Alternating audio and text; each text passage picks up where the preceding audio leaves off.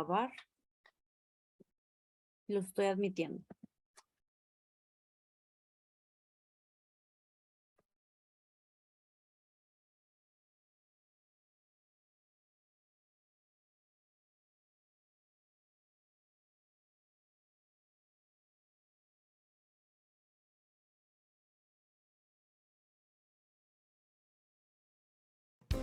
La Barra Mexicana Colegio de Abogados Capítulo Nuevo León está comprometida con la responsabilidad social. Como parte de sus objetivos está el tomar acciones a favor de los derechos de quienes no tienen acceso a una representación legal efectiva, mediante la realización de trabajo pro bono.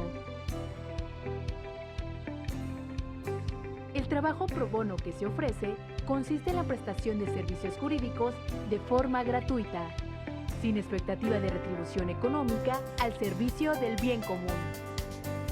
La intención es colaborar con personas, sectores y o comunidades de escasos recursos o en situación de vulnerabilidad, contribuyendo a la formación de una cultura protectora de los derechos humanos, promoviendo la aplicación del marco normativo en nombre de quienes se ven limitados y, sobre todo, creando conciencia del compromiso que como personas, pero en especial como abogados y abogadas, tenemos.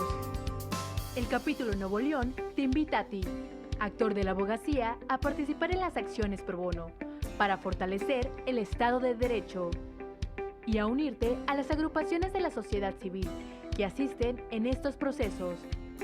Porque tú, abogado y abogada, eres responsable de contribuir. ¿Cómo sumarte? Aporta estas acciones mediante asesoría, capacitación, representación jurídica, así como estudio y análisis legal para influir en el marco normativo y en las políticas públicas. ¿Quieres participar? ¡Únete!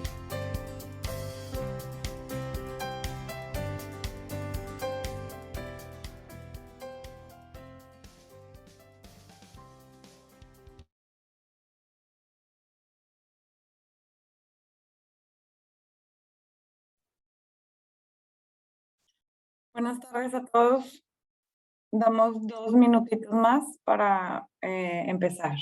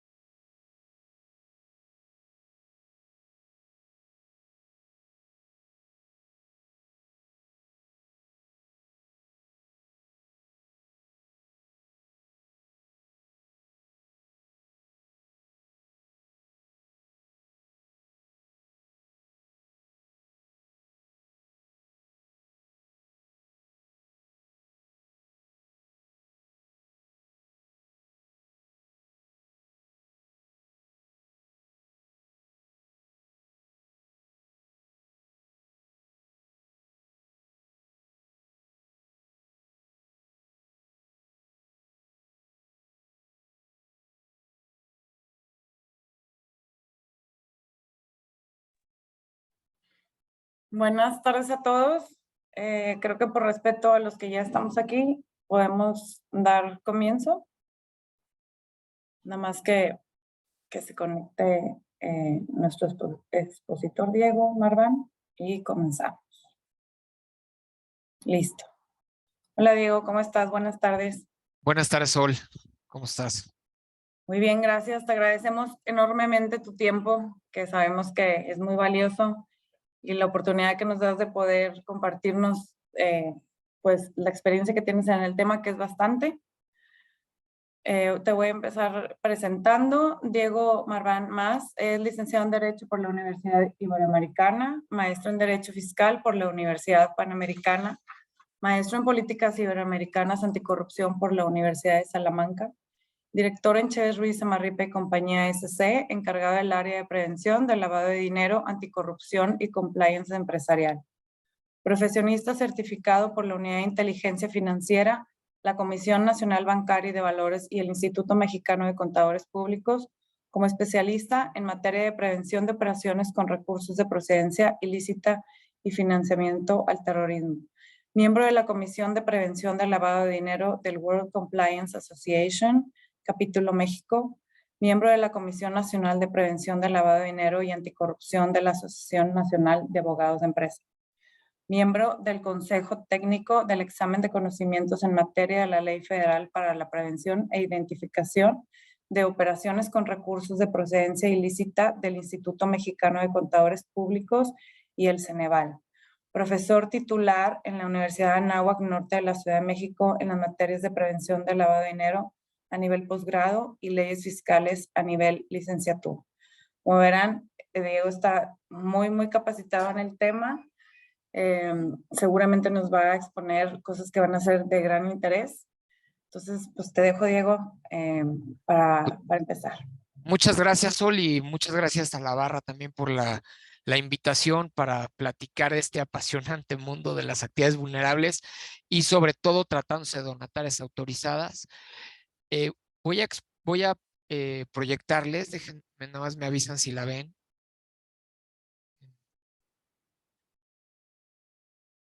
Denme un segundito.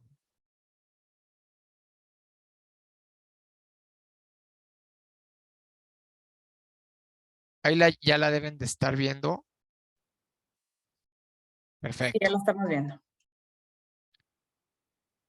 Bueno, aquí Sol y la barra me pidieron que les platicara un poquito respecto a las actividades vulnerables en torno a la recepción de donativos.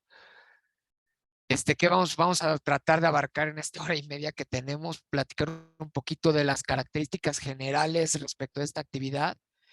¿Cuándo vamos a considerar la recepción de donativos como una actividad vulnerable? Y sobre todo, e importantísimo, ¿qué obligaciones tengo que cumplir? Bueno, no sé si estén familiarizados o no con la ley, pero en términos de la Ley Federal para la Prevención e Identificación de Recursos de Procedencia Ilícita, también conocida como Ley Antilavado, el artículo 17 nos señala una serie de actividades o un listado de actividades que en caso de realizarlas se consideran actividades vulnerables y por ende da objeto al cumplimiento de ciertas obligaciones, ¿no?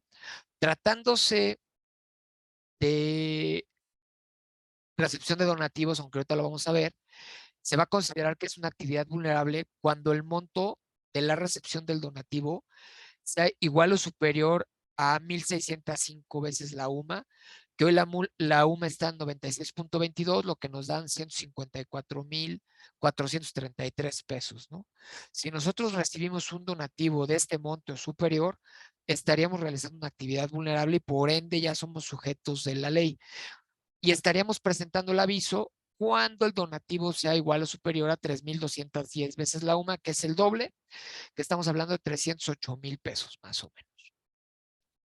Importante para determinar este monto, no hay que tomar en cuenta contribuciones y accesorios. A lo mejor en la recepción de donativos se ve un poquito complicado tomarlas en cuenta, pero piensen en un arrendamiento que a lo mejor como parte del arrendamiento incluyen el mantenimiento, ¿no?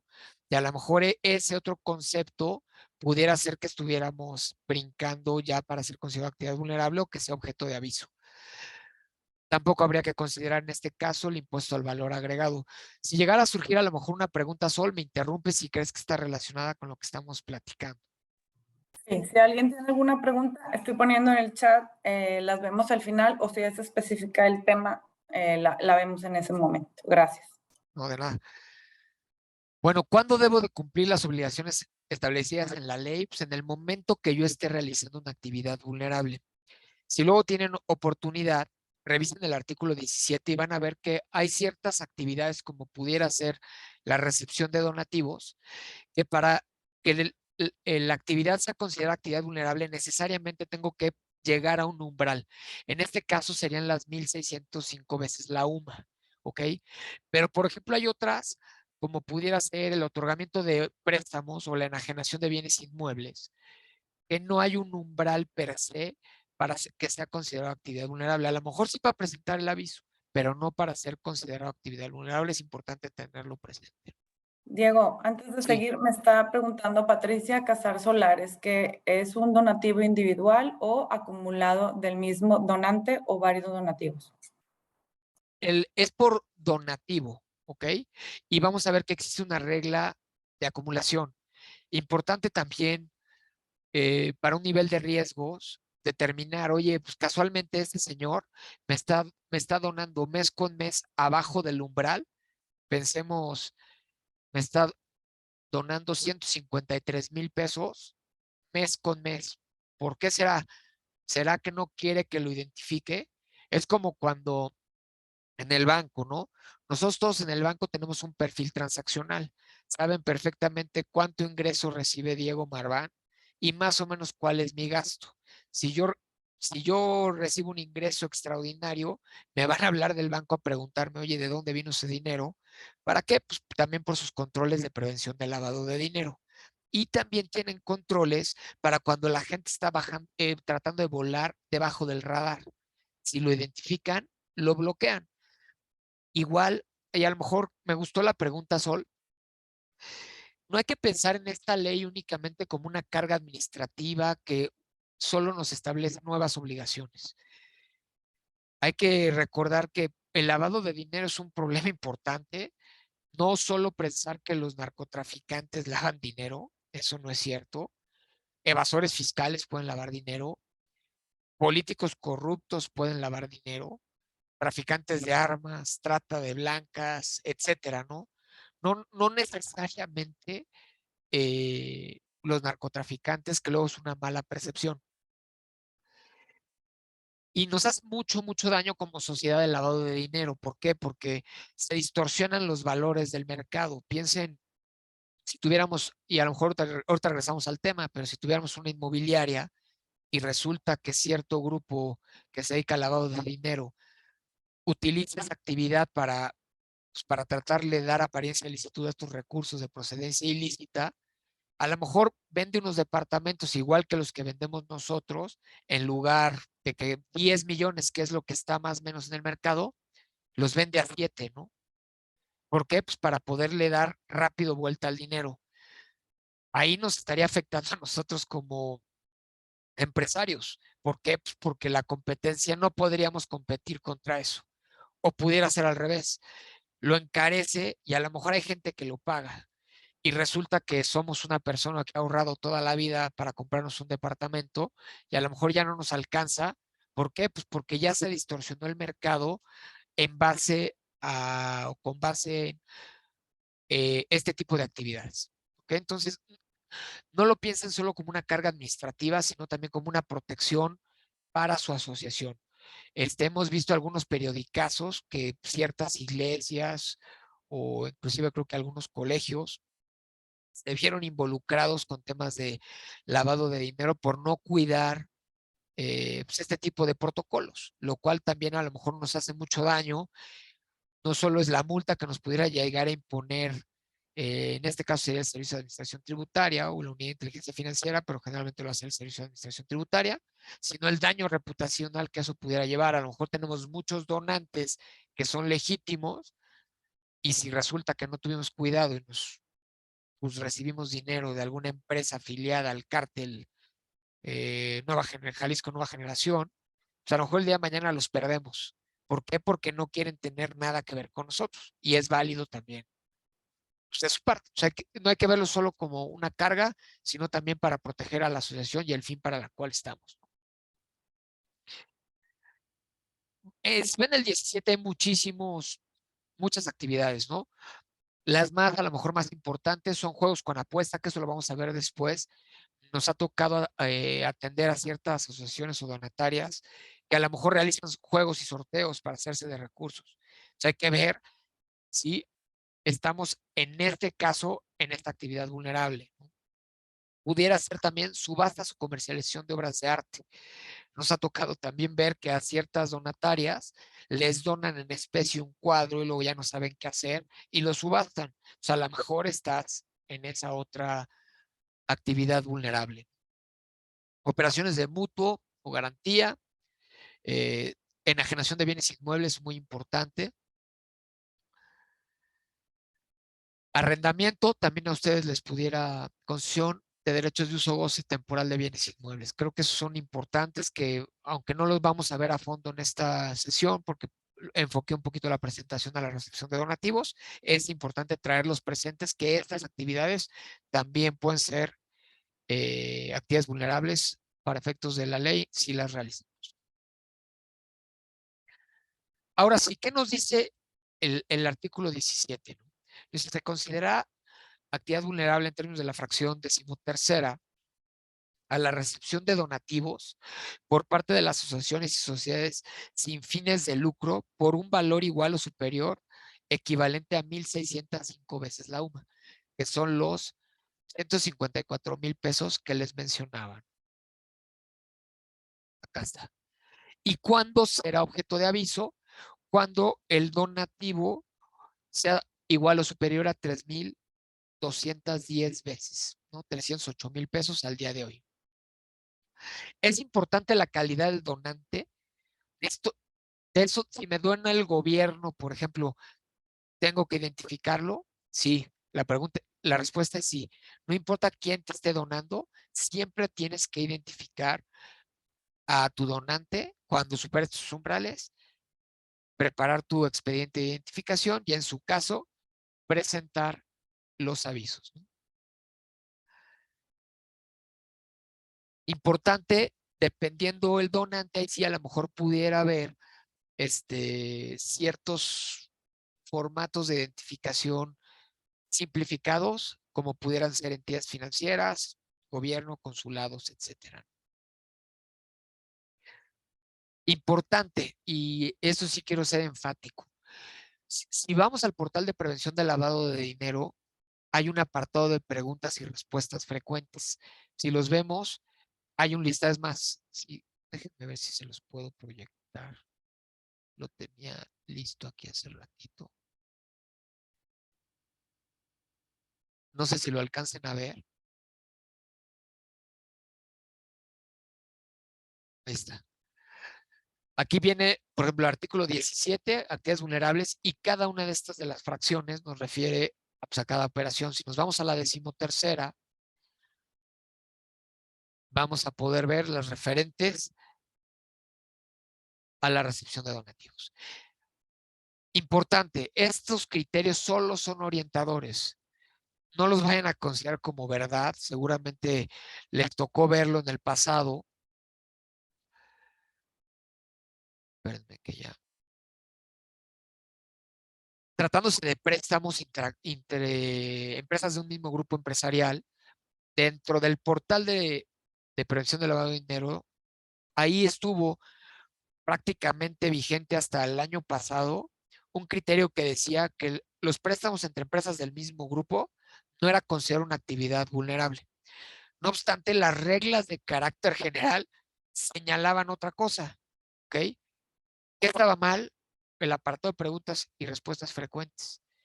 Hemos visto Yo, auditorías en ese... Sí, adelante, Sol, perdón. perdón, es que no vemos esa parte. Nos quedamos en la filmina de donativos, fracción 13. Ah, perdón. ¿No están viendo ahorita ya otra vez mi presentación?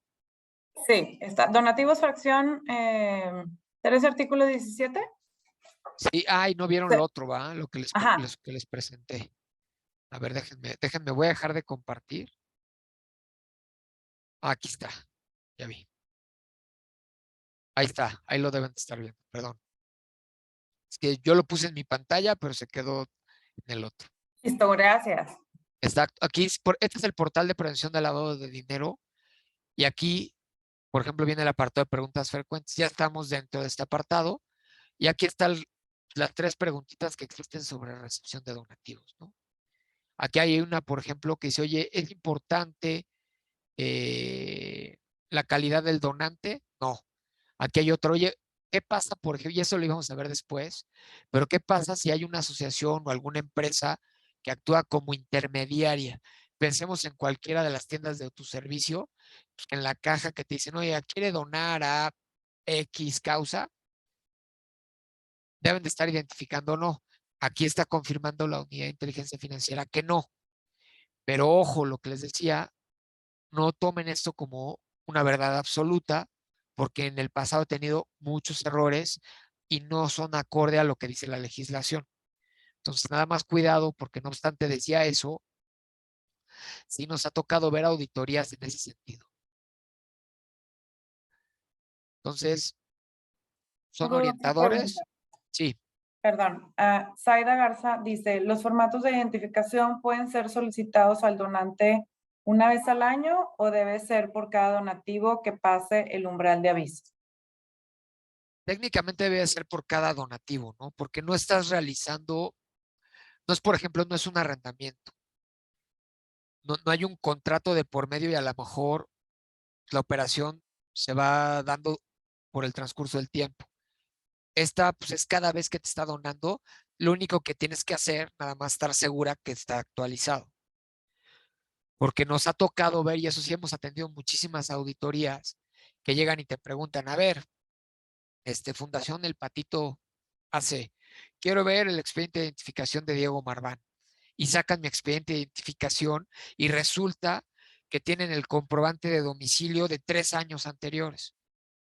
Y la ley sí te dice que por lo menos tiene que ser 3 meses antes de que te haya donado, ¿no? A lo mejor pudiéramos argumentar que lo actualizas cada año, pero lo cierto es que la actividad vulnerable se da momento a momento tratándose de donativos. Espero haber aclarado la duda.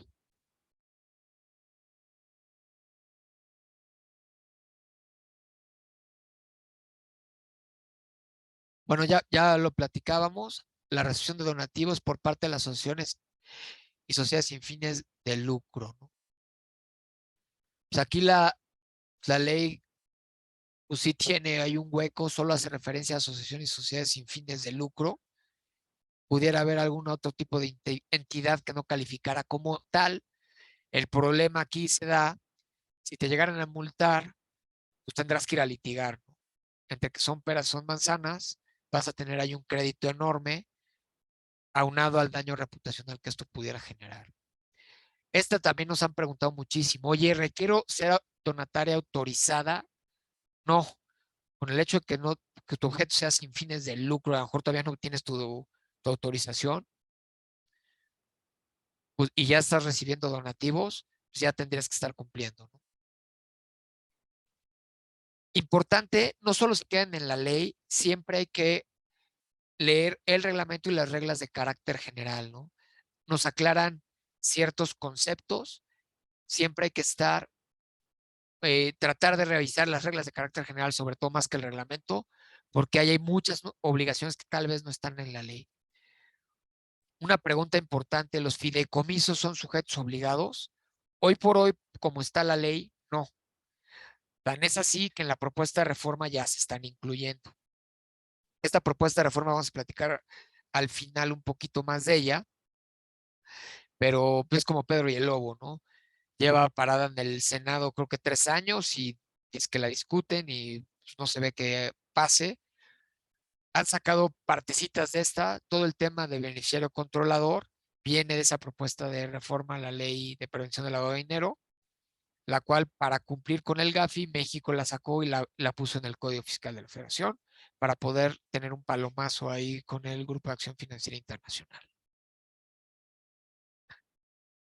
Esta importante y esta es muy, muy común. Y creo que a lo mejor va en relación con la pregunta de hace rato. Oye, ¿qué pasa si me donan? Y lo vamos a ver adelante. Ejemplo, ahí lo traigo. Me donan por debajo del umbral, 130,000 pesos. ¿Es considerado actividad vulnerable? No. ¿Por qué no? Porque Tú solo lees la ley cuando realizas una actividad vulnerable. Entonces, si estás recibiendo un donativo inferior a ese monto, no estás obligado a leer la ley. No es una actividad vulnerable. Esto lo confirma el artículo 7 del reglamento. Y también en la propuesta de reforma se confirma. También, si recibo ese tipo de donativos chiquitos, no tengo que acumularlos. ¿Por qué? Porque esta regla de acumulación solo hace referencia a actividades vulnerables. ¿Cuándo debo de empezar a cumplir las obligaciones? Pues en el momento que recibo mi donativo que sea considerado como una actividad vulnerable. Ok, ahorita vamos a ver las obligaciones. Esta es importantísima y creo que es muy común entre ustedes. Oye, ¿qué pasa si estoy dado de alta en el portal, pero los donativos que he recibido en el año pues no superan el umbral? En términos del artículo 25 de las reglas de carácter general, están obligados a presentar un informe sin operaciones. En el medio se conoce, así se conoce vulgarmente como informe en ceros. ¿Ok? Y si hemos visto que este tema lo revisan las autoridades y si no lo cumples, te pueden multar. A lo mejor la multa no va a ser igual que si no presentaras un aviso por la recepción de un donativo, pero estaríamos hablando de una multa alrededor de 16,000 pesos por cada informe que no presentes.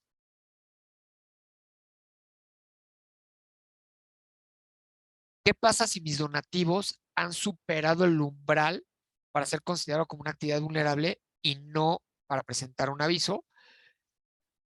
Tengo yo la obligación necesariamente de identificar a mi donante y meterlo en mi cálculo o en mi hoja de Excel, como yo esté, el sistema que yo tenga para acumular mis operaciones durante un periodo de 6 meses, que ahorita vamos a entrar a detalle respecto a ese punto. Si leemos el último párrafo,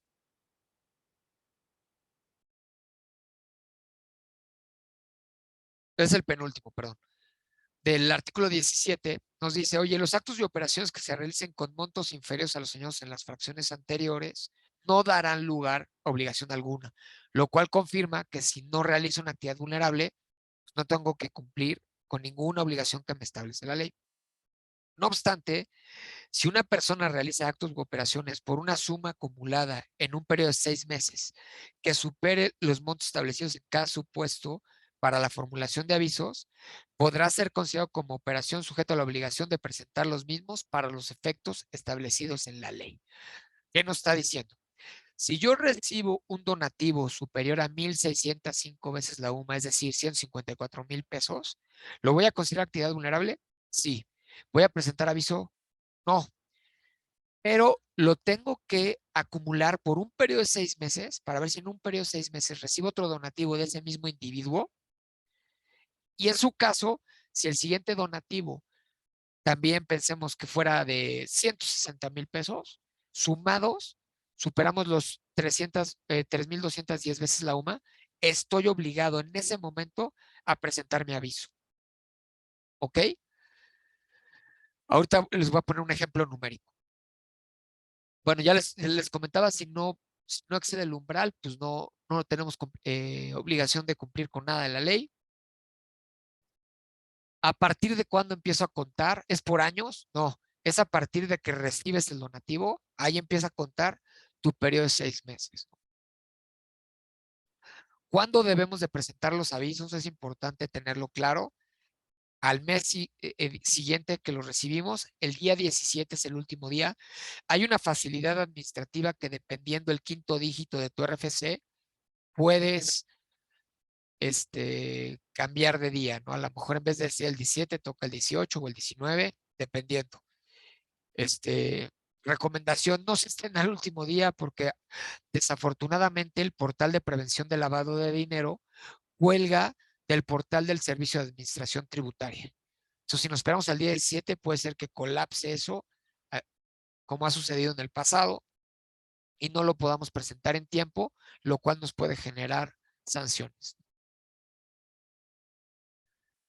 Este es muy común. el cómputo de los 6 meses. ¿Cómo lo voy a hacer?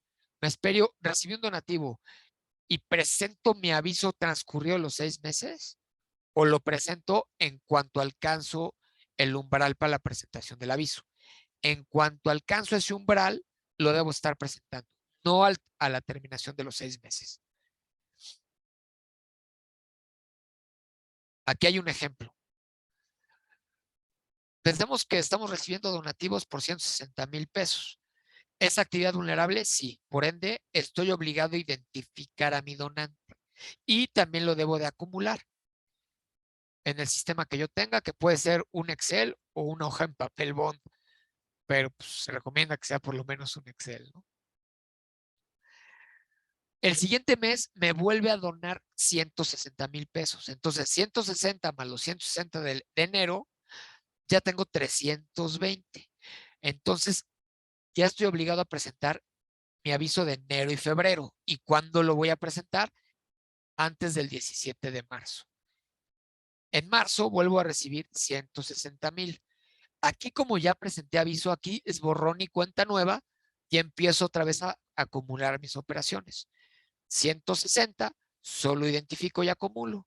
Y en el siguiente mes que vuelvo a recibir 160, ya supero el monto de la presentación de avisos 308, porque tengo 320, y voy a presentar mi aviso respecto a marzo y abril, en mayo, y así sucesivamente, ¿no? Aquí hay otro ejemplo. Pudiera darse que en enero recibo 160,000, entonces identifico y acumulo. En febrero no recibo nada. Aquí solo presento mi aviso sin actividad, un informe diciendo que en ese mes no tuve actividades. Seguramente los que ya han presentado avisos, cuando vamos a presentar uno, lo primero que nos dice, oye, periodo a reportar, pues 2022-08. Y la siguiente es, ¿realizaste operaciones, actividades vulnerables? ¿Sí o no? Y es así, check the box. Sí. Y te avienta otra pregunta. Oye, ¿las operaciones fueron entre empresas del mismo grupo? ¿Sí o no? Que en su caso no les aplicaría. Con que nosotros pongamos que no hubo actividades y le demos send, hay que guardar nuestros acuses. Con eso estaríamos cumpliendo en este mes. Pero resulta ser que en marzo el mismo individuo me vuelve a donar 160. Entonces ya tengo que acumular, me da 320. Presento mi aviso de enero y marzo en abril. ¿Ok?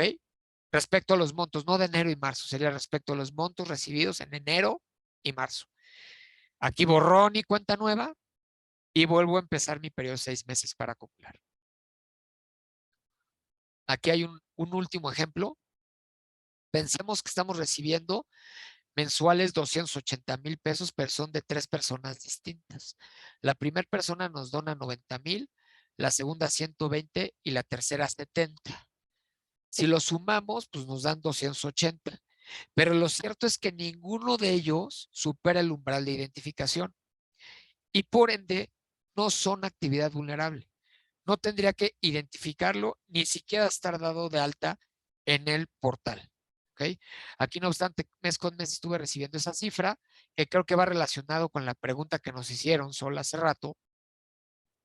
No tendría yo que presentar mi aviso, no obstante, al final del ejercicio, seguramente sí estoy superando el monto. Pero para poder yo leer la obligación de acumulación de 6 meses, necesariamente mi donativo tiene que ser superior a 154,000 pesos. Si voy muy rápido, me avisan. Tenemos aquí unas preguntas de una vez si quieres. Venga. Dice, de Yatsnara Ríos. Buenas tardes. Si es un donativo único, ¿también estamos obligados a actualizar el expediente como el comprobante de domicilio? Sí, sí, claro. Si, por ejemplo, yo te dono por una vez a tu asociación, tienes que generar el expediente. Y si a lo mejor en 2 años te vuelvan a donar, lo tienes que actualizar, aunque sea una vez cada 2, 3 años. Sí, porque las principales cosas que revisa la autoridad es que presentes tus avisos y que tus expedientes estén bien integrados. Todas las auditorías o todas las multas generalmente van en esos dos rubros. Y no es como la ley del impuesto a la renta un tema fiscal, ¿no? Que pudiera darse interpretación. Aquí es, ¿presentaste el aviso? ¿Sí o no? ¿Lo presentaste en tiempo? ¿Sí o no? ¿Tienes tu comprobante de domicilio como señalan las reglas de carácter general? ¿Sí o no? Y así. ¿Qué nos ha tocado ver? Inconsistencias, por ejemplo, tienes tu formato de identificación y señalas, ¿no? Pues Diego Marván, su código postal es 05600. Y resulta que en mi comprobante de domicilio te doy el del despacho, ¿no? Y aparece otro código postal. Entonces la autoridad, eso sí lo hemos visto en la noticia, oye, pues no corresponden. Entonces está indebidamente integrado tu expediente y te multo con 16,000 pesos. Técnicamente, solo te deberían de multar una vez por cada expediente, porque si está indebidamente integrado, pues ya no importa si está con 9 errores o con uno, ya está mal. Pero sí hemos visto que la autoridad dice, no tienes el comprobante de domicilio, primer tache. Te faltó copia de la identificación, ya llevas 2. Entonces ya no traes 16,000, tras 32. Y pues tristemente eso, la única forma de subsanarlo es en un juicio. Otra cosa importante, espero que no, y tocamos madera, si los llegaran a multar, sí es importante evaluar, impugnar. ¿Por qué? Porque la ley te señala que para determinar los montos de las multas, la autoridad se tiene que cerciorar si hay reincidencia o no. O sea, a lo mejor en este año pensemos que respecto al ejercicio 2019 los multaron y la multa fue de 16,000. Lo cierto es que ya incumpliste con la ley y te puse una multa de 16,000. Y el siguiente año o 3 años después te vuelven a multar, ya pudieran considerar que eres reincidente. Entonces te podrían poner la máxima.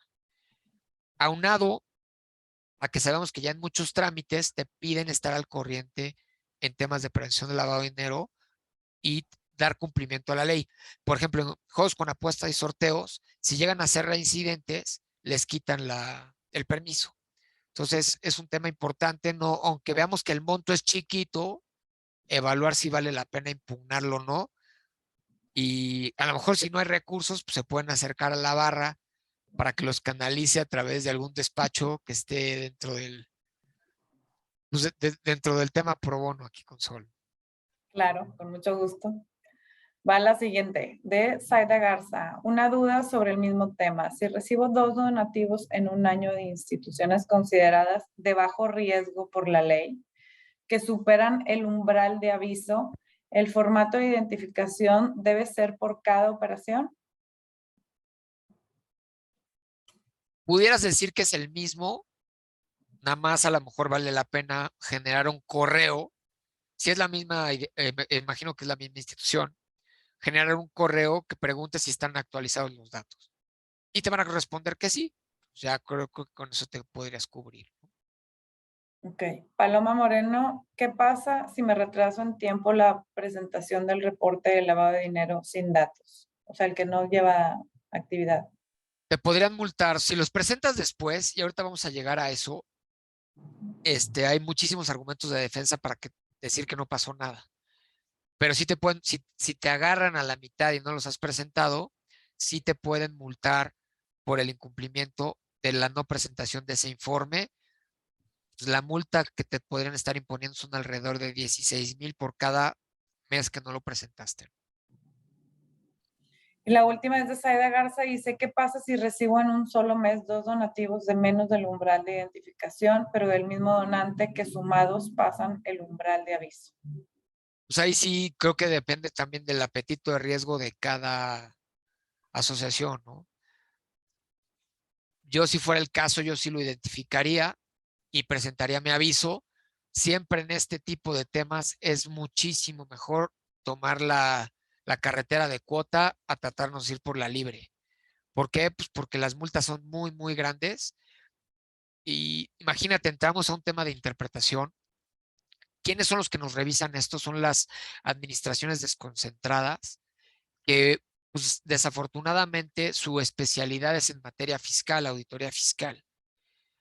Entonces los pusieron a revisar estos temas y a lo mejor han estudiado o te puede tocar un funcionario muy bueno, pero te puede tocar uno que a lo mejor su criterio no es el correcto y te vas a tener que poner a discutir con él y a lo mejor vas a tener que acabar en el tribunal fiscal litigando un tema para el cual, para que no te ejecuten, tienes que tener una fianza. Entonces, siempre es recomendable, si hay duda, en ese caso yo sí lo haría, tratar de identificarlo, si es en el mismo mes. Gracias, Diego. Son todas las preguntas al momento. Aquí les puse otro ejemplo, pues que no hubo 130,000 pesos. Todos los meses tendría que presentar mi aviso sin actividad, mi informe sin actividad, ¿no? Este es el criterio que ha establecido la UIF, que es más o menos el que acabo de explicar. Así lo tienen ellos en su página de internet, que es lo mismo, ¿no? Pero ahora sí, ¿qué obligaciones tengo que cumplir? Primero que nada, estar dado de alta en el portal, ¿no? Si no estoy dado de alta, no puedo cumplir. Entonces es importante ingresar con la fiel de la empresa al portal y darnos de alta, ¿no?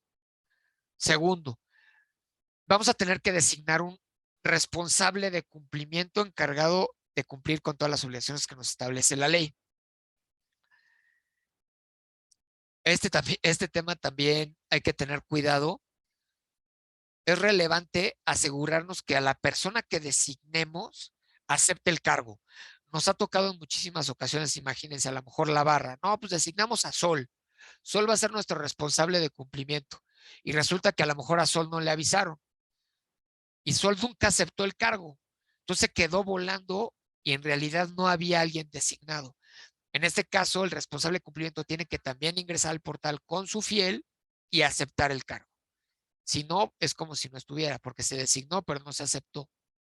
¿Y por qué es relevante? La ley dice que si no lo designas, se entenderá que es el órgano de administración el responsable del cumplimiento de las obligaciones de esta ley. ¿Ok?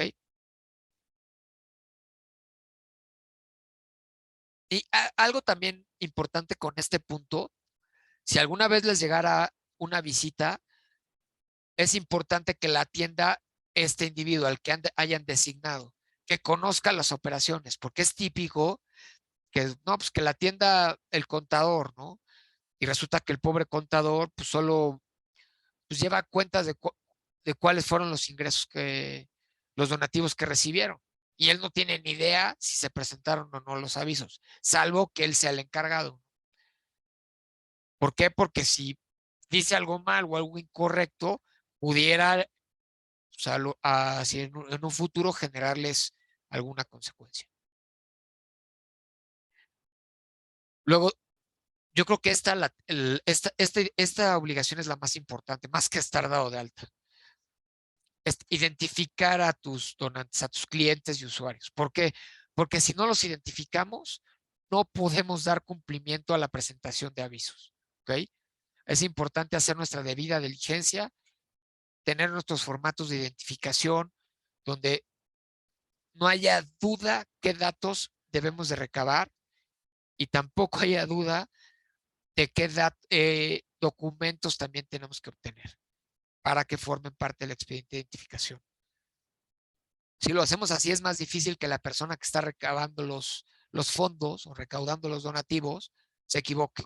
Es importante tener todo eso por escrito, pues para que no haya errores.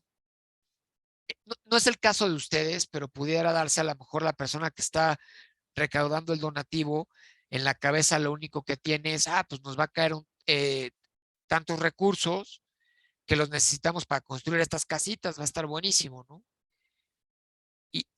Y se les olvida las consecuencias de no recabar bien la información. A lo mejor un ejemplo más palpable pudiera ser una agencia de coches, ¿no? Que tenemos a los vendedores y ellos ganan por comisión.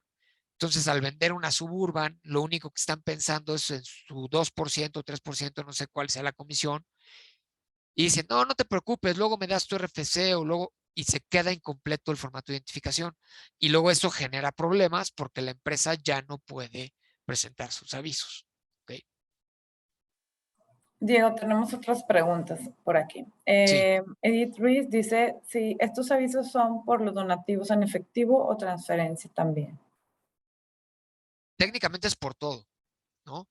Que seguramente tus donantes los van a hacer por transferencia. ¿Por qué?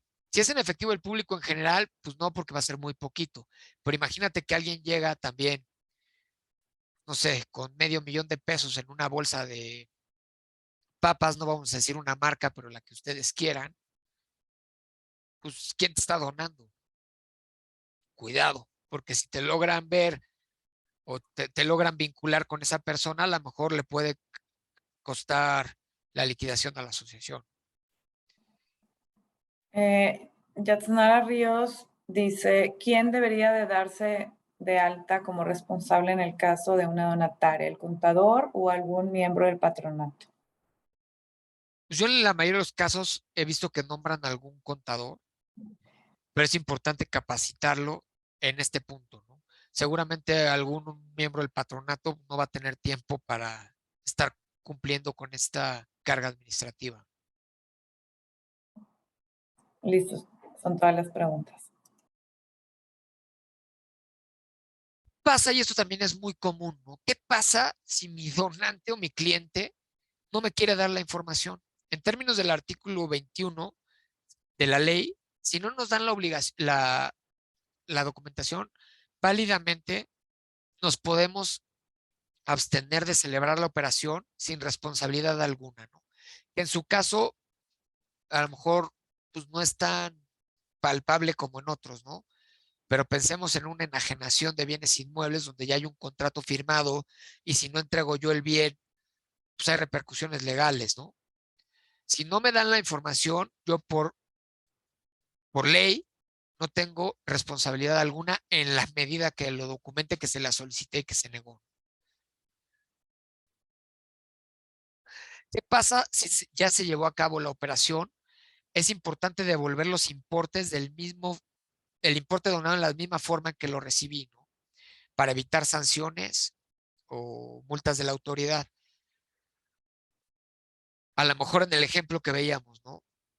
Llegan y me quieren donar 5 millones de pesos en una bolsa de pan. Pues no sé qué tan válido sea aceptarlo o no. Pues ahí dependerá ya de cada asociación. Lo recomendable sería no, pero se los tienes que regresar igual en efectivo. ¿Por qué? Porque si no te prestas al lavado de dinero. Un ejemplo muy claro, y se hacía antes mucho, imagínense que a ustedes de repente les depositan 1 millón de pesos en sus cuentas y les digan, ¿sabes qué? Es que no era para ti, no era un donativo para ti. Le quería pagar ese 1 millón de pesos al patito SASB que está al lado de ti.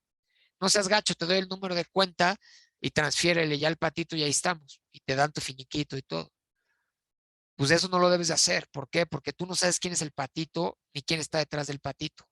Entonces, tú al transferirle, a lo mejor ya estás dentro de una red de lavado de dinero.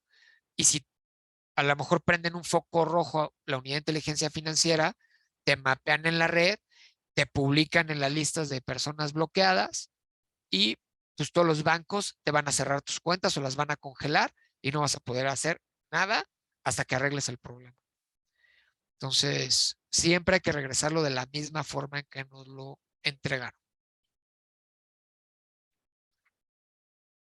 Creo que no vale la pena leer esto, pero ¿qué es más o menos la información y documentación que nos solicita? Es información, pues creo que en mi opinión, pues normal, razonable. Pues, nombre, denominación, fecha de constitución, correo electrónico, clave de RFC. Si es a través de una persona moral, pues tienes que recabar el nombre del representante legal, el instrumento notarial donde se le otorgan los poderes, comprobante de domicilio. Y esta sí es importante. Bueno, todas son importantes, pero esta sobre todo, constancia de solicitud de información del dueño beneficiario, que se parece al beneficiario controlador del código, pero no es lo mismo. Nosotros siempre cuando realizamos una actividad vulnerable, tenemos la obligación de preguntarle a nuestro cliente, o en este caso el donante, si tiene conocimiento de la existencia de un dueño beneficiario. Y nos tiene que firmar una constancia que diga que sí o que no. Si dice que sí, nos tendríamos que voltear e identificar al individuo que están señalando. Si dice que no, ese papelito firmado autógrafamente lo tengo que incorporar a mis expedientes y con eso ya cumplí. ¿Quién se entiende como un dueño beneficiario? Me gusta poner un ejemplo. Pensemos en, queremos ir a comprar un coche. A lo mejor en su caso es un poquito más difícil, pero pensemos que queremos ir a comprar un coche. Entonces llego yo a la agencia, pago el coche, me identifican a mí, pero le digo al vendedor, ¿sabes qué? Que no salga a nombre de Diego Marván, que salga a nombre de mi hijo. ¿Quién se está beneficiando de la operación? Mi hijo. Entonces tendría que identificarnos a los dos. O pudiera ser al revés. Llega mi hijo a comprar el coche y resulta que él no lo paga, lo pago yo, todo el dinero viene de mi cuenta. Está claro que a lo mejor yo lo estoy controlando por pues, entregarle los recursos. También me tendrían que identificar a mí. Ese creo que es un ejemplo más claro. En el caso de donatarias creo que es un poquito más difícil decir, oye, ¿por qué se estaría beneficiando a alguien tratando de donar algo a través de una entidad? Pues a lo mejor nada más un tema personal, tiene remordimientos o no sé, se ve un poquito más complicado, pero ese más o menos es el concepto que deben de tener en mente.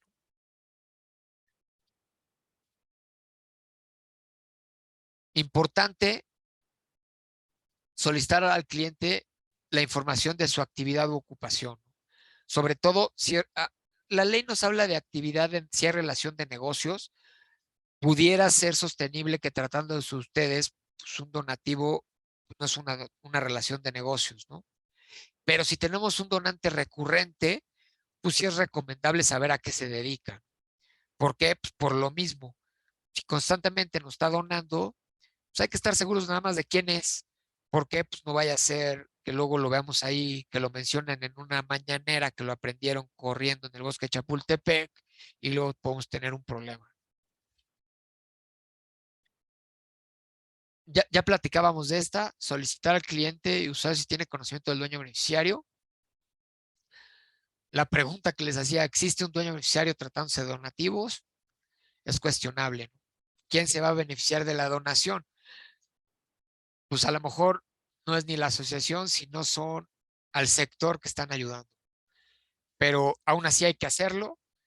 ¿Por qué? Porque pues, no queremos discutir los que les platicaba en una auditoría si hay alguien que se beneficia o no. O sea, hay que hacerlo, hay que cumplir para evitar sanciones. ¿Cuándo presentamos los avisos? Los tenemos que presentar el 17 del mes siguiente a que se realizó la operación. ¿Cómo se realizan? A través del portal que veíamos. Ingresamos al portal ya que estamos dado de alta. Ahí, es más, déjenme ver si puedo, les enseño, que creo que aquí no lo ven, ¿verdad? Déjenme, no, me voy al inicio.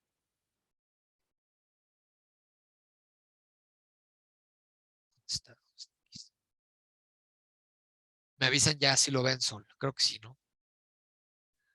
Aquí, sistema de portal internet.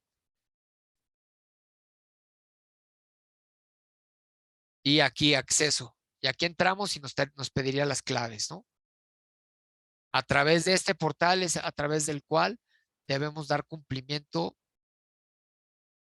a la ley. Bueno, ¿a través de qué? Eso es importante, a través de los formatos oficiales. En las reglas de carácter general hay ciertos anexos que dependiendo el tipo de persona que me esté donando, tengo que estar seguro que estoy cumpliendo con ese formato. Persona moral es un anexo, persona física es otro, residencia en el extranjero es uno, embajadas y consulados es otro, sector gobierno es otro. Hay que estar seguros que estamos usando el formato oficial. Cuidado, hemos visto, también en la página de internet puedes descargar los formatos en Excel que se transforman a XML, ¿no? Creo que ahorita ya no se puede, pero antes el portal te permitía utilizar formatos viejos, no era el formato actualizado. Entonces resultaba que el responsable de cumplimiento ya tenía el formato guardado en su computadora, lo llenaba con eso y con eso presentaba el aviso. Y luego faltaban datos, lo cual puede generar consecuencias. También importante, la presentación del aviso no implica ningún tipo de violación a la confidencialidad de sus donantes. ¿Ok? También ya platicábamos, si no realizamos actividades o los donativos que recibimos son inferiores al umbral, hay que presentar el aviso sin actividad. Otra obligación importante es tener nuestro manual de cumplimiento, políticas para efectos de prevención del lavado de dinero, en el cual se establecen todos los protocolos, deben de estar sus formatos, los supuestos, a lo mejor niveles de riesgo de sus donantes, etcétera, etcétera. Y este también es obligación tenerlo y te lo pueden pedir. Si no lo tienes, multa. Al igual que en materia fiscal, tenemos la obligación de resguardar toda esta información, nuestros expedientes de identificación y la información relativa a la presentación de los avisos durante un periodo de 5 años. ¿Ok? Tenemos que brindar facilidades a los visitadores en caso de que nos revisen. Y respecto a ciertas actividades, hay restricción en el uso de efectivo o metales preciosos, ¿no? En donativos como tal no, pero pudieran darse algunos casos, ¿no? Que a lo mejor vendieran un inmueble que formaba parte de la donataria, pues no puedes aceptar más de, si no me equivoco, son 8,025 veces la UMA. Creo que hoy son alrededor de 750,000 pesos. No puedes aceptar más de eso. Si aceptas más de eso, la multa es muy, muy grande. ¿Ok?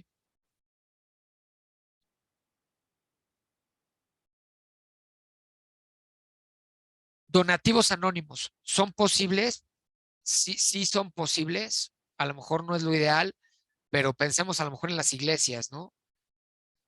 Pues cuando pasan la canasta después de misa, pues son donativos anónimos y a lo mejor lo que van a tener que sacar es su CFDI general y decir que pues no fue una persona, fueron muchas. Si son frecuentes, misma persona, ya lo habíamos platicado, tener cuidado nada más para ver si, pues, quién es esta persona, por qué siempre abajo del umbral, etcétera. Oye, ¿qué pasa si supera el umbral de identificación este aviso? Pues tenemos que tener cuidado si lo queremos aceptar o no. Eso sí depende ya del riesgo que quiera asumir cada asociación. Ya habíamos platicado, si no nos quieren proporcionar la información, pues no celebramos la operación. Donativos en efectivo, sí, sí son posibles, pues mismas preguntas, ¿no? Oye, si son frecuentes, pues también cuestionarnos por qué siempre en efectivo. A lo mejor el señor tiene una bodega en la central de abastos, es entendible, pero si es abogado, a lo mejor no tanto, o quién sabe. Donativos al extranjero, también nos han preguntado, ¿son posibles? Claro que son posibles. Solo importante utilizar los formatos establecidos para donativos en el extranjero. Diego, me están Sí, preguntando en la filmina pasada de cuánto es el donativo mayor en efectivo que se puede recibir, pregunta Patricia Casar. en términos del artículo 32, no hay un límite como tal, ¿no? Pero, por ejemplo, si no me equivoco, la ley de impuesto a la renta establece una obligación de presentar una informativa si se reciben cantidades superiores a 100,000 pesos. Tendrías la obligación a lo mejor de presentarla. No hay una limitante, pero pues, ahí también, insisto, depende de quién te lo está dando, cada cuánto, porque si son montos muy grandes, pues sí está raro que te lo estén pagando en efectivo, la verdad. Y aparte, esto es importante. Si te lo dan en efectivo, el señor no lo va a poder deducir. ¿Están de acuerdo? Entonces, ¿quién te dona, no sé, 2 millones de pesos en efectivo para no poderlos deducir? Yo, por lo menos, sí me preguntaría quién es, a qué se dedica.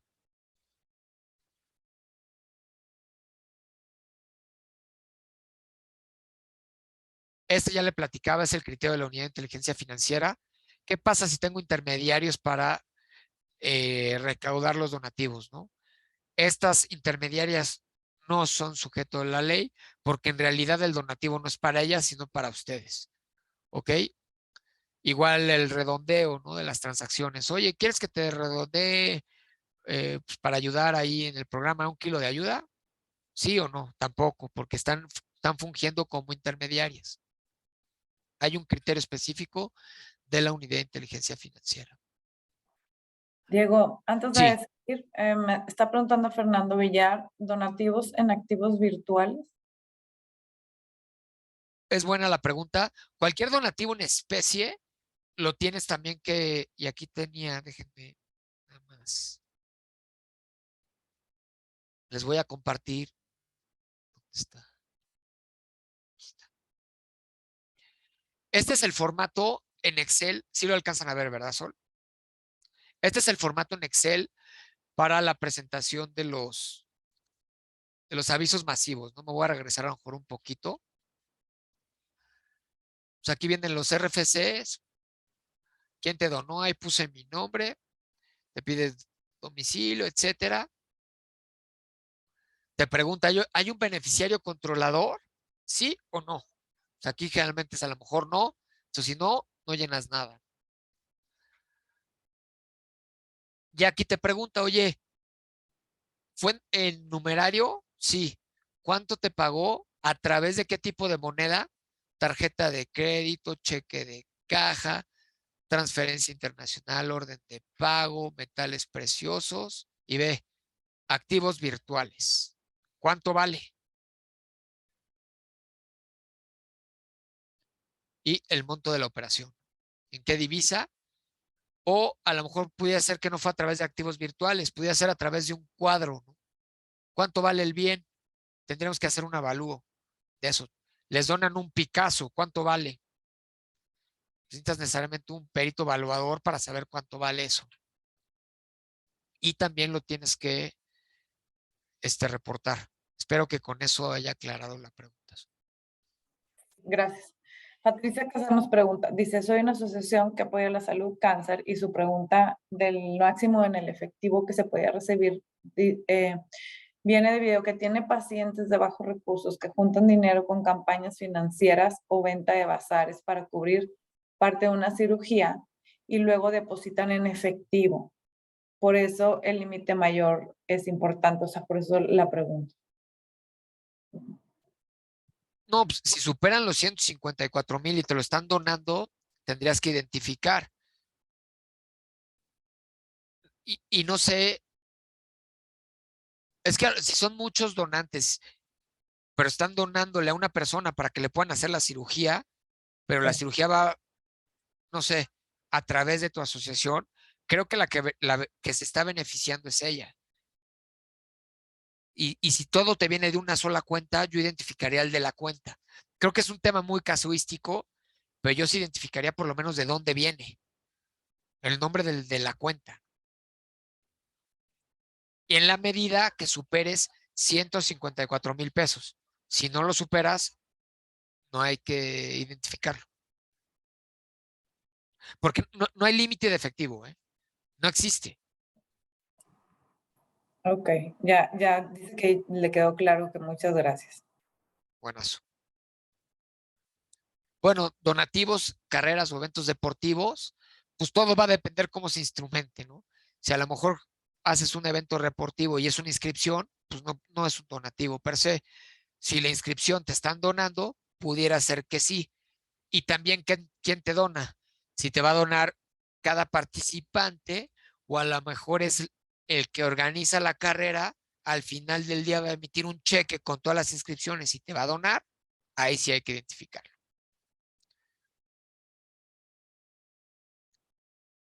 Los donativos sorpresas, ¿no? De repente a lo mejor aparece ahí tocan el timbre, salen y una caja llena de billetes. ¿Qué hago? ¿No lo acepto? ¿No lo acepto? Pues regresamos a un poquito a lo mismo. Dependiendo de cada asociación, es importante, y me voy a regresar, que creo que me lo había brincado.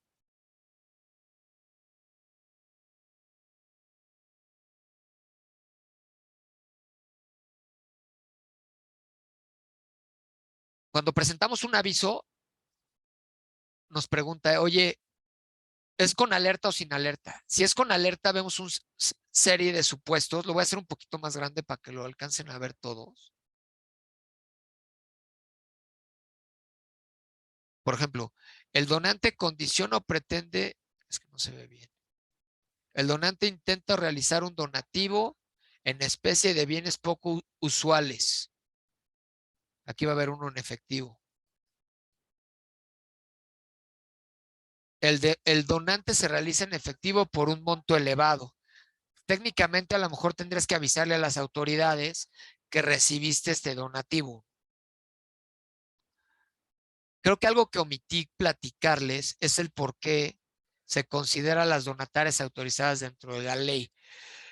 Todo esto viene de las recomendaciones que emite el Grupo de Acción Financiera, que antes, hoy ya se conocen como las 40 recomendaciones, eran 40 y había 9 especiales para el financiamiento al terrorismo.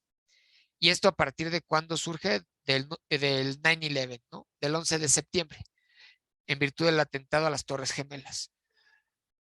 Las personas que volaron los aviones se financiaron a través de donatarias autorizadas. Estas donatarias autorizadas pagaron su manutención, les pagaron cursos para aprender a volar los aviones, etcétera, etcétera. Entonces, por eso las donatarias están aquí. A lo mejor es difícil lavar dinero a través de las donatarias, pero sí se puede darle un fin que no necesariamente es lícito, que es cuestionable y desafortunado porque pues, pagan justos por pecadores, ¿no? Bueno, donativos en especie, ya lo habíamos, sí son actividad vulnerable. ¿Cómo los vamos a cuantificar? Pues necesariamente tendríamos que hacer un avalúo.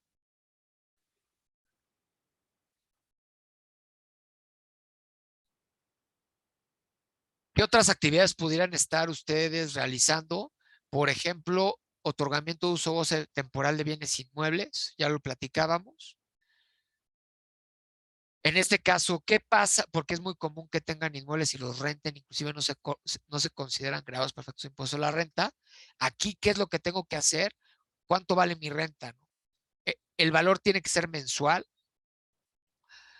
¿Qué pasa si me pagan 1,000,000 de pesos en el año? Lo tengo que dividir por 12 para determinar el valor mensual. Y si este valor mensual no supera el monto para la presentación, para la identificación y presentación de avisos, no lo debo de considerar una actividad vulnerable. Préstamos o mutuos. Aquí está el ejemplo clarísimo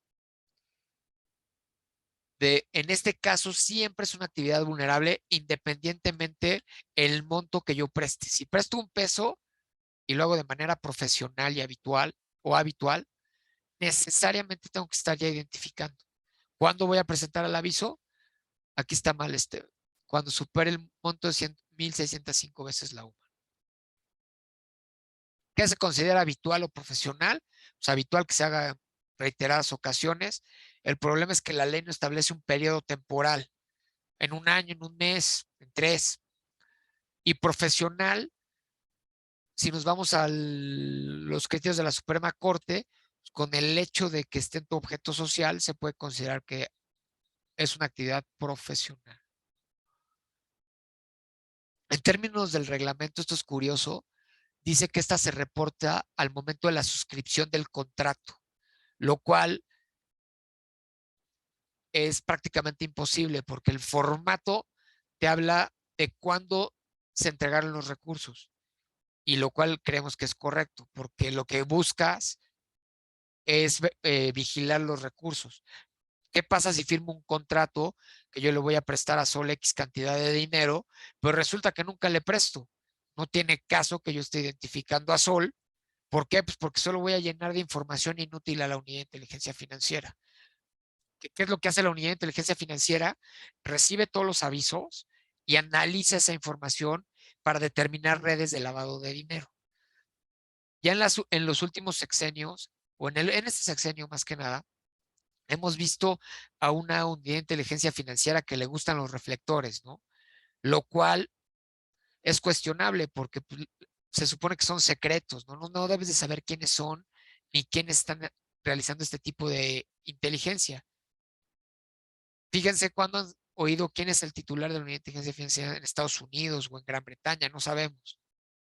¿Por qué? Pues porque es secreto, son policías. Y no, pues no quieres que sepa el cabeza de cualquier cártel quiénes son los que trabajan ahí.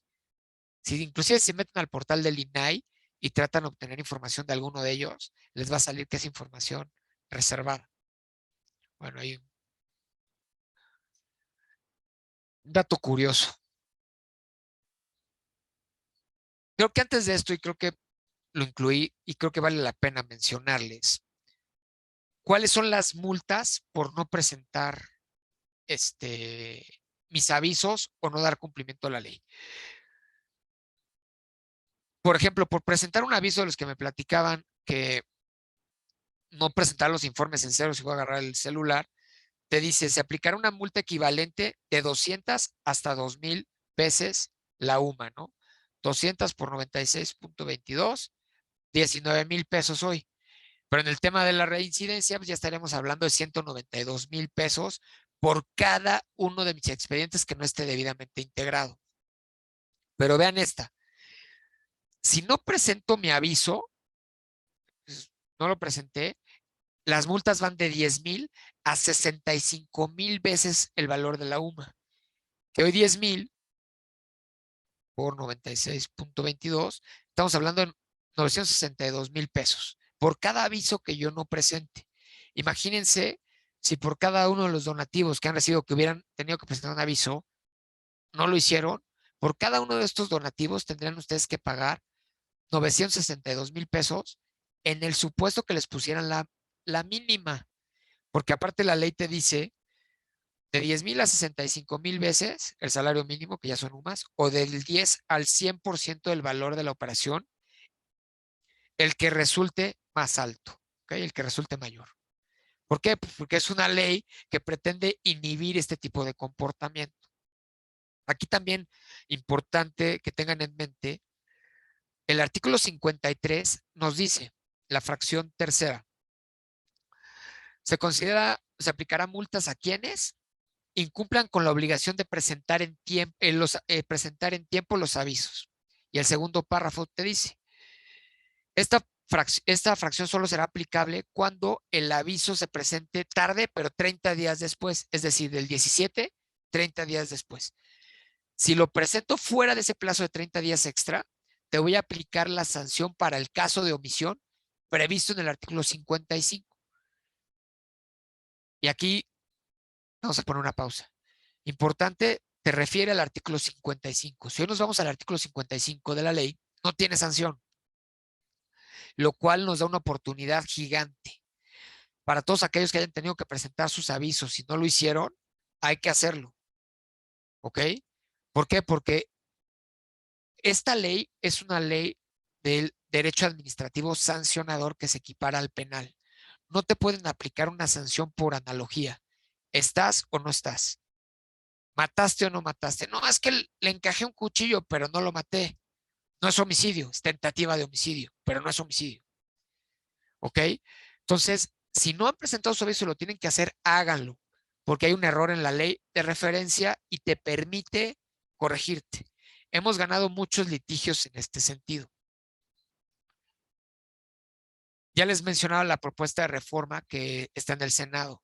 Están ya corrigiendo este error para que cuando lo presentes fuera de este plazo de 30 días extra, te apliquen la sanción que platicábamos, de 10,000 a 65,000 veces la UMA, la multa por cada aviso que no presentemos. Que hay donatarias que con 2 de estas multas que les impongan es suficiente para que ya no sea viable, ¿ok? Entonces es importante tenerlo en el radar. Ahora sí, más o menos, este es el procedimiento. ¿Cómo vamos de tiempo? Creo que todavía tenemos 15 minutitos, ¿no, Sol? Sí. ¿Quién nos revisa? Nos revisa el Servicio de Administración Tributaria a través de alguna de las administraciones desconcentradas o pudiera ser la Administración Central de Verificación de Actividades Vulnerables, ¿no? Pero es más raro porque tienen menos funcionarios, entonces sí se apoyan en las desconcentradas.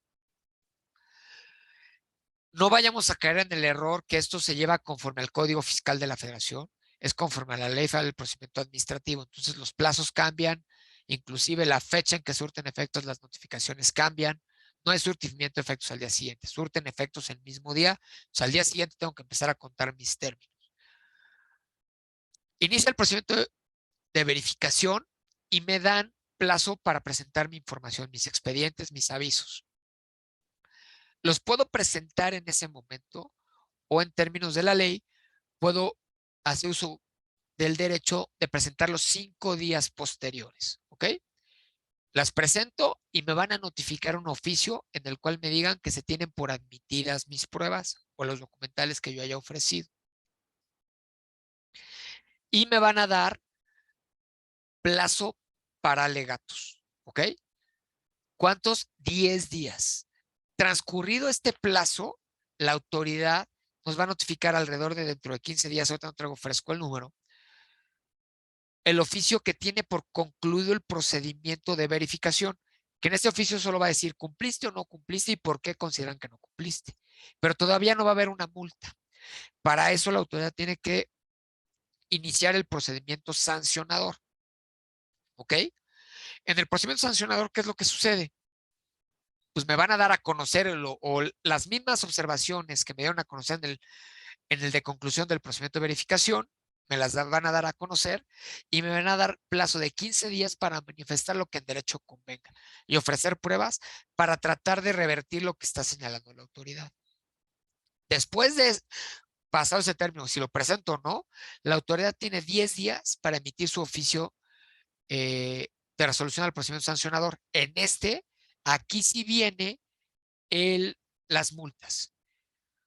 ¿Ok? Bueno, eso ya lo platicábamos. Bueno, ya los tuvimos, pues, que revisan que esté dado de alta, que haya designado a mi responsable de cumplimiento, sobre todo la presentación de los avisos, que tenga debidamente integrados mis expedientes de identificación y que tenga mi manual. Generalmente esas son las preguntas que nos hacen.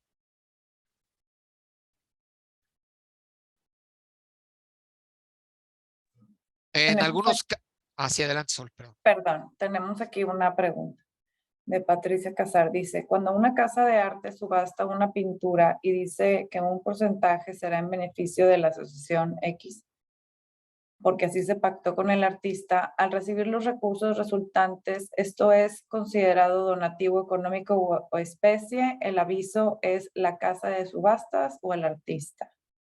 Yo creo que sería el artista. Habría que revisar el contrato, ¿no?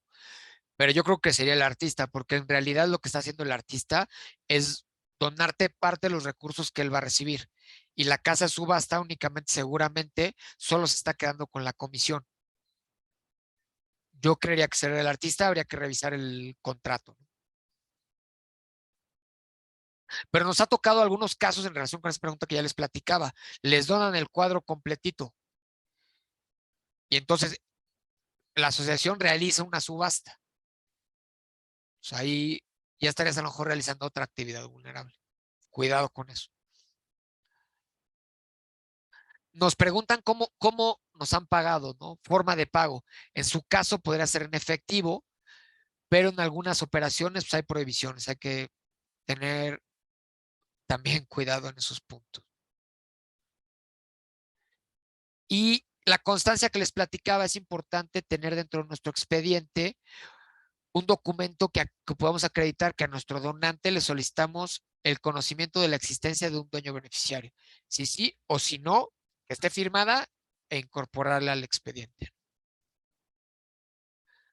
Nos van a preguntar con qué mecanismos damos seguimiento o acumulación de operaciones. Es válido tener un Excel.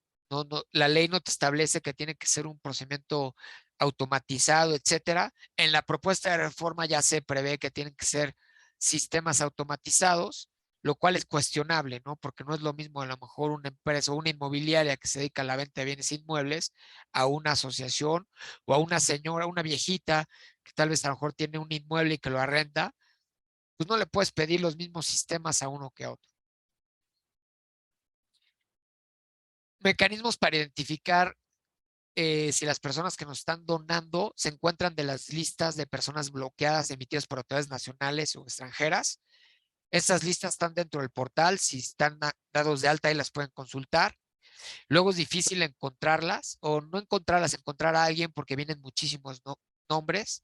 Aquí hay proveedores de servicios en el que a lo mejor pone, no sé, el Chapo Guzmán y pues ya le salen todos los alias, ¿no?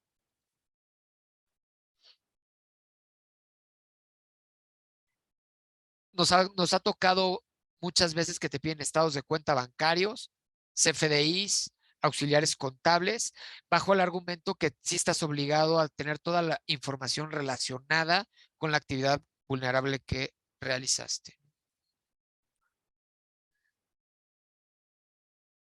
Los CFDIs, por ejemplo, y ustedes que los emiten, ¿no? Cuando les donan, si el SAT muy fácil los puede identificar si están presentando o no sus avisos. ¿Por qué? Porque a lo mejor si una persona les donó $500,000, seguramente les pidió su CFDI para poderlo deducir. O sea, el SAT sabe que ustedes recibieron ese donativo y también se puede voltear y revisar si están o no dados de alta en el portal de prevención del lavado de dinero. Seguro recordarán que hubo una campaña por parte de pues, la Central de Actividades Vulnerables en que mandaron cartas de invitación a muchísima gente, entre ellas las donatarias autorizadas, diciendo, oye, sabemos que eres donataria autorizada con el número de oficio tal, sin embargo, de nuestros sistemas, hemos detectado que no estás dado de alta en el portal para el cumplimiento de obligaciones con prevención del lavado de dinero. Aclárame por qué y si no me aclaras, te digo que puedo hacer uso del ejercicio de facultades de comprobación o de verificación en este caso. Y fue sumamente efectivo eso, ¿no? Porque el SAT que hizo, dijo, ya te vi, ya estás en la lupa, tú sabes si lo atiendes o no. Inclusive fue mucho más efectivo esa campaña que el programa de autorregularización que sacó también el SAT, que condonaban multas en materia de prevención del lavado de dinero. Entonces, pues si estamos emitiendo CFDIs, hay que estar dados de alta porque en cualquier momento nos pueden cruzar.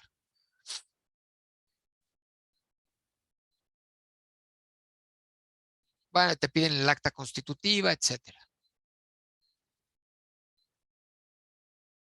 Ya les platicaba qué es lo que tenemos que esperar. Ya fuimos objeto de la segunda evaluación por parte del GAFI.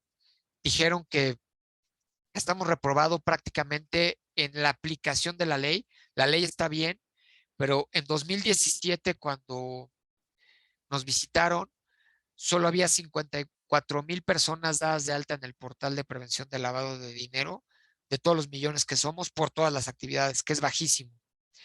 Y de esos 54,000, creo que el SAT en un periodo de 4 años, de 2013 a 2017, únicamente había realizado, creo que 70 visitas de verificación. Entonces, en estos últimos años sí hemos visto un aumento en las visitas para revisar el cumplimiento de obligaciones de la ley. También de esas visitas no había habido ninguna en materia penal, no se había consignado a uno solo, no se había iniciado ni un procedimiento. Ya hemos visto un par en la tele que agarran a un pobre taxista con 500,000 pesos en la cajuela, como no pudo acreditar la legítima procedencia de los recursos, pues va a tener que enfrentar proceso, ¿no? Pues lo cual creo que también es cuestionable, ¿no? Porque no es lo que busca la ley, ¿no? No quieres agarrar a él, hay que agarrar a las verdaderas redes de lavado de dinero y no a esos individuos que pareciera que solo lo están haciendo, y es mi opinión personal, quiero recalcar, no es de nadie más que mía, para tratar de superar la calificación. También, y eso sí les atañe a ustedes, se señaló que nuestro ataque al terrorismo era bajo, por lo cual es dentro de la propuesta de reforma se prevé que las asociaciones civiles, sociedades civiles sin fines de lucro, van a tener que identificar a todos sus donantes independientemente del monto, ¿ok? Y van a tener que tener programas de capacitación respecto al cumplimiento de esta ley y supervisión y monitoreo de las operaciones. Sumamente cuestionable, ¿no? Pero va en relación con el ejemplo que les puse, que se ha visto que desafortunadamente se utilizan a las asociaciones para financiar grupos delictivos. Entonces, así fue como sucedió en el 9/11 y pues derivado de ello, a lo mejor todavía no pasa, pero es probable que pase. De ser así, tendríamos que estar listos para empezar a identificar a todos nuestros donantes. No sé si haya otras preguntas, Sol. Creo que estamos Sí, casi juntos. casi justo. Muy eficiente tu presentación. Te va una de Beatriz Castillo, dice, en todos los casos debe haber un beneficiario controlador en los donativos. No, en los donativos es más cuestionable, ¿no? Yo le dono a cualquier fundación y ¿quién se está beneficiando de ese donativo? No, pero tú sí como donataria tienes que preguntarle y que te diga que no hay nadie y recabar su firma y guardar.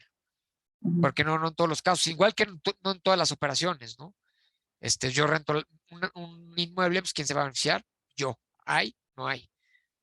Y a diferencia, por ejemplo, del Código Fiscal de la Federación, tú cumples con el hecho de preguntar. No te dice que tienes que llegar hasta la última persona física necesariamente. Entonces, con Claro, que tengas tú tu formato firmado, con eso estás. perfecto. ¿Hay algún caso en el que quien dona sea responsable solidario? En dona, no, se ve difícil, ¿no? Ok, Que el donante sea responsable solidario, no, pero sí hay que tener cuidado quién te dona. muy bien. Sí, porque a veces la gente también después de esta ley tiene miedo muchas veces a hacer donaciones, entonces es importante que tengan claro que para la persona que está donando es totalmente seguro hacerlo. Simplemente todos los requisitos que se piden son por cuestiones de ley, no porque necesariamente puedan llegar a tener algún riesgo. Correcto, correcto. Y el hecho de que yo te identifique no necesariamente implica que te voy a presentar un aviso, ¿no? Ah, importante. Si ustedes van a presentar un aviso, a lo mejor porque el que le está donando, hijo, como que no concuerda el monto que te quieren donar con la actividad que dice, pareciera que se dedica a la siembra de hierbas que dan risa. Tú, si le avisas que vas a presentar un aviso de 24 horas, es delito, ¿ok? O si llega la unidad de inteligencia financiera y te pregunta, a ver, Sol, dime si te donó X persona, y tú vas y te volteas y le dices a esa persona, oye, me vino a preguntar la unidad de inteligencia financiera, eso es un delito en términos de la ley. O sea, si nos llegan a preguntar respecto a cualquiera de nuestros donantes, tenemos que proporcionar la información y calladitos. No podemos avisarle a nadie, Ok, porque si no podríamos ser cómplices, ¿no? Cuidado con eso. Javier Montes dice que muchas gracias, excelente presentación. Bueno, pues gracias y espero haber aclarado varias dudas. Bastantes. Te agradecemos enormemente tu tiempo, Diego. De veras, es muy importante, como te decía al principio, porque muchas de las asociaciones no tienen los recursos para tener una capacitación como la que nos acabas de dar. Entonces, realmente sí haces una diferencia. Aquí tenemos muchas gracias, muchas gracias, muchas gracias. Excelente ponencia. Entonces, bueno, no es nada más mi opinión, es de quien te ha estado escuchando la última hora y media.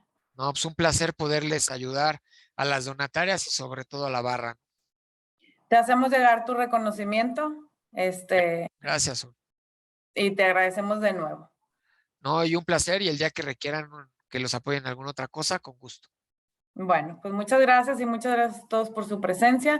Tenemos la última sesión.